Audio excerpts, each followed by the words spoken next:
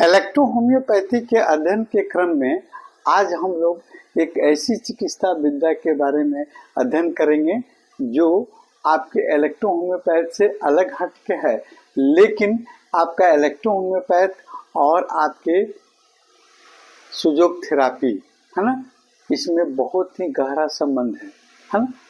अगर आपके क्लिनिक में कोई आपको मरीज आता है और उसके गर्दन में दर्द है या आपको एल्बो में दर्द है, रिस्ट में दर्द है या घुटने में दर्द है, कमर में दर्द है या आपको एंकल वाले रीजन यानी टखने में दर्द है और आप कहते हैं कि भैया इसको थोड़ा एक्सरे करा के हमको दिखा दो, किसी एक भाग में दर्द है, जैसे गर्दन की दर्द के हम मान लेते हैं, कहते हैं भैया इसका एक्सरे करा के दिखा दो, तो पेशेंट कहेगा भैया आप एक्सरे तो हम कराए थे और फिर पैसा लगेगा।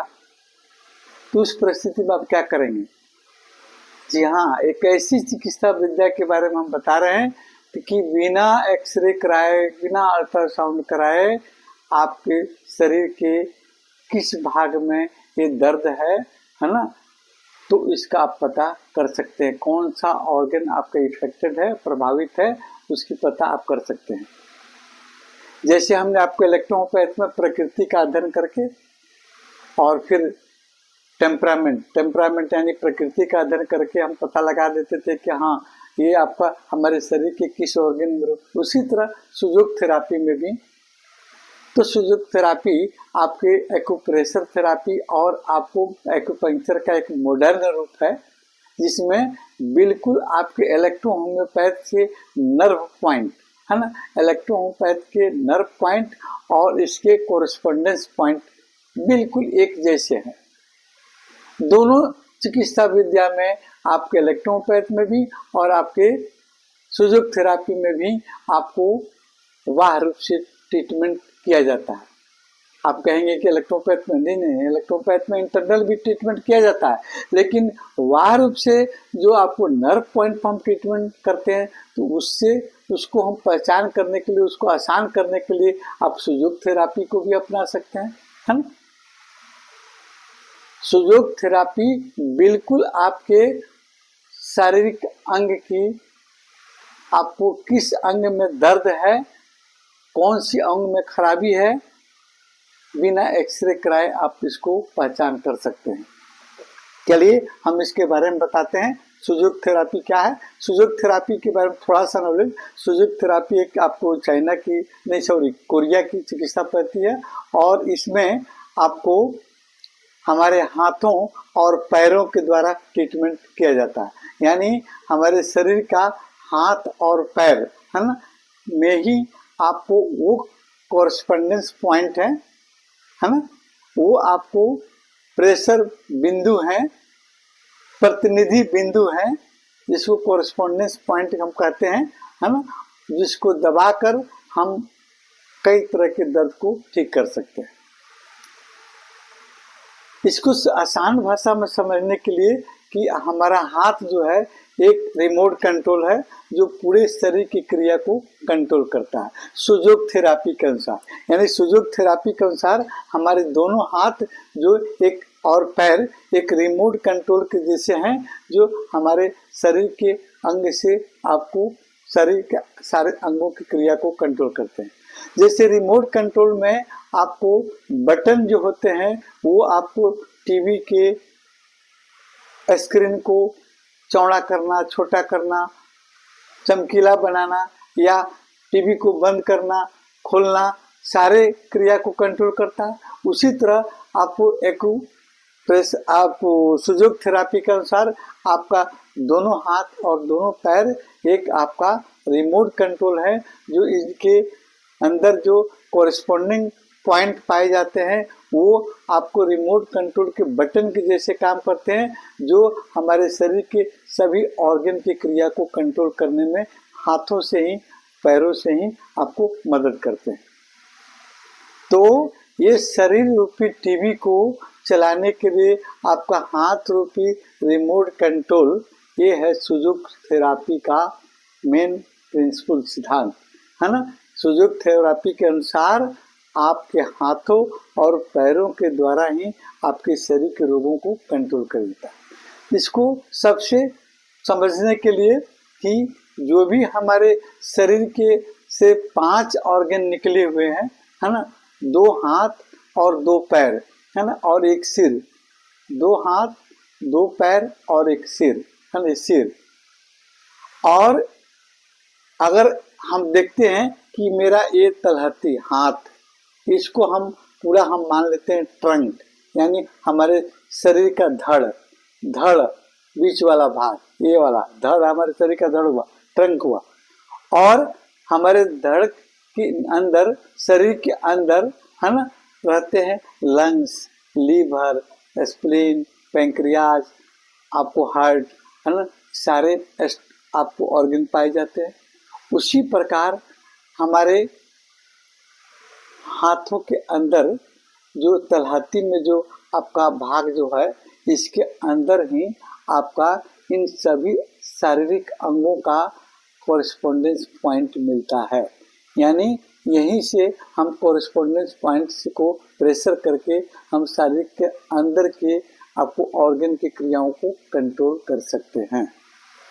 उसी प्रकार आपके ये आपका हाथ का पीछे वाला डर्सल वाला भाग, इसमें वो कोरिस्पोंडिंग पॉइंट मिलते हैं, कोरिस्पोंडेंस पॉइंट मिलते हैं जो हमारे शरीर के वह अंग, दोनों हाथ, दोनों कलाई, रिस्ट, आपको एल्बो, नी, आपका हील, आपका सर्वाइकल एरिया, आपका शोल्डर एरिया की आपको कोरिस्पोंडेंस पॉइंट आपको यहाँ मिलते हैं इस रिमोट कंट्रोल में, है ना।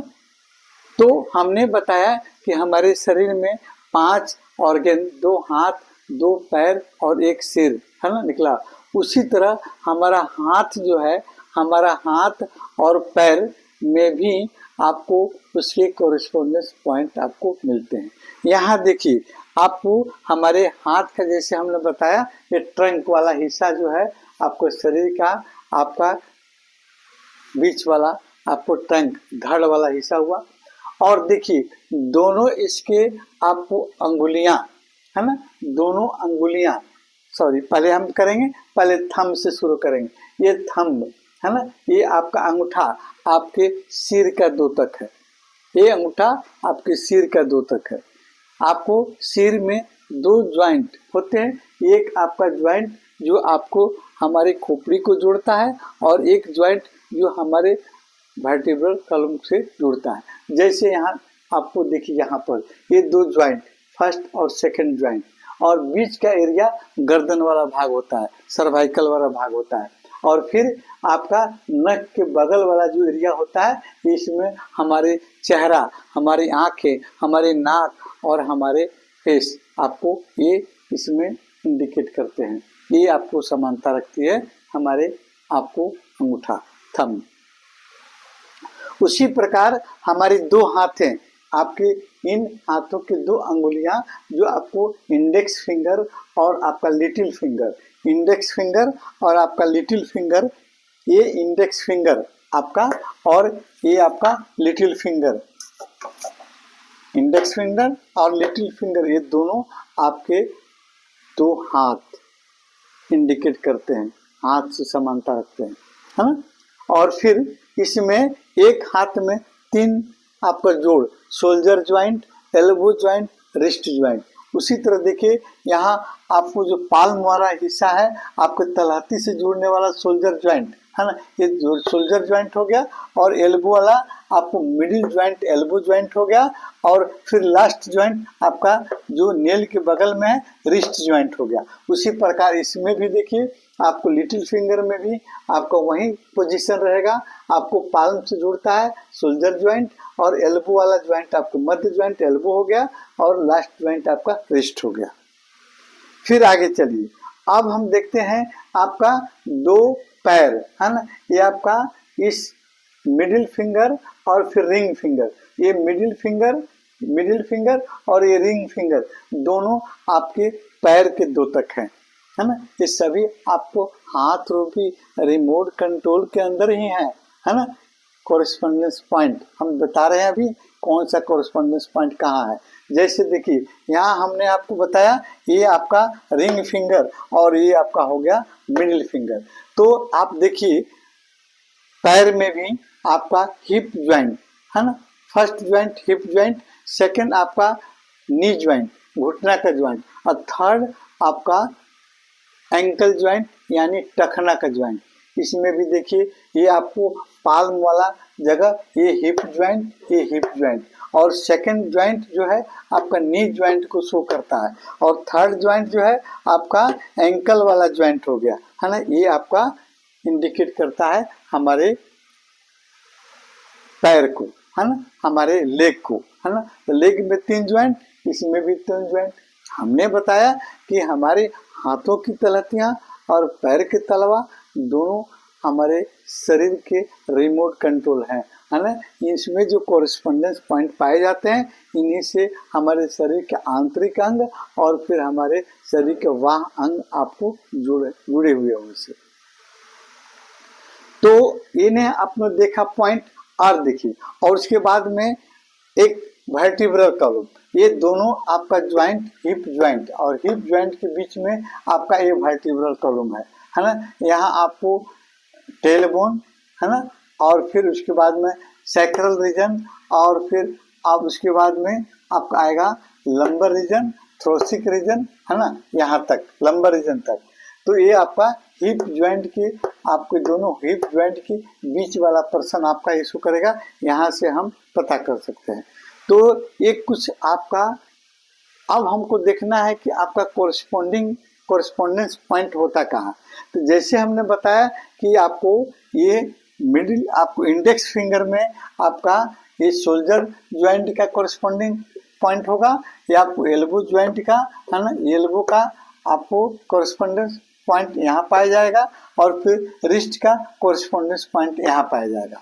उसी प्रकार हाथे में ही आपको ये पाल्म वाला जगह जो हिप ज्वाइंट है, यहाँ आपको हिप ज्वाइंट का कोरिस्पोंडेंस पॉइंट पाया जाएगा, प्रतिनिधि बिंदु जिसको कहिएगा, इस पर हम दबाव देते हैं है ना। वहीं आपको घुटना का कोरिस्पोंडेंस पॉइंट यहाँ पाया जाएगा, और फिर एंकल का, टखना का कोरिस्पोंडेंस पॉइंट यहाँ पाया जाएगा है ना, और फिर हिल का, एडी का, हिल का कोरिस्पोंडिंग पॉइंट पाया जाएगा। यहाँ आपको एंकल और आपको नील के बीच वाले पर्सन में आपका हील का, एडी का आपको कोरिस्पोंडेंस पॉइंट पाया जाएगा। ये हुआ आपका मुख्य रूप से कोरिस्पोंडेंस पॉइंट आपके हाथों में कहाँ कहाँ कौन कौन होते हैं, किसके द्योतक हैं, हमने बताया। अगले आपको क्लास में हम लोग अलग अलग है ना सर्वाइकल रीजन को, फिर आपको elbow, wrist, knee pain, hip joint, lumbar region, sciatic nerve, सभी को अलग अलग डिजीज के रूप में हम इलेक्ट्रो होम्योपैथ और सुजोग थेरापी के माध्यम से हम ट्रीटमेंट बताएंगे कि कैसे हम इलेक्ट्रोपैथ के माध्यम से सर्वाइकल रीजन को हम जांच करके पता करके वहाँ पर कौन सी इलेक्ट्रोपैथिक औषधि का प्रयोग करेंगे, एक्सटर्नल और इंटरनल, इसकी पता हम लोग करेंगे। हम अगले क्लास में मैं इसके बारे में विस्तृत आपको बताऊंगा।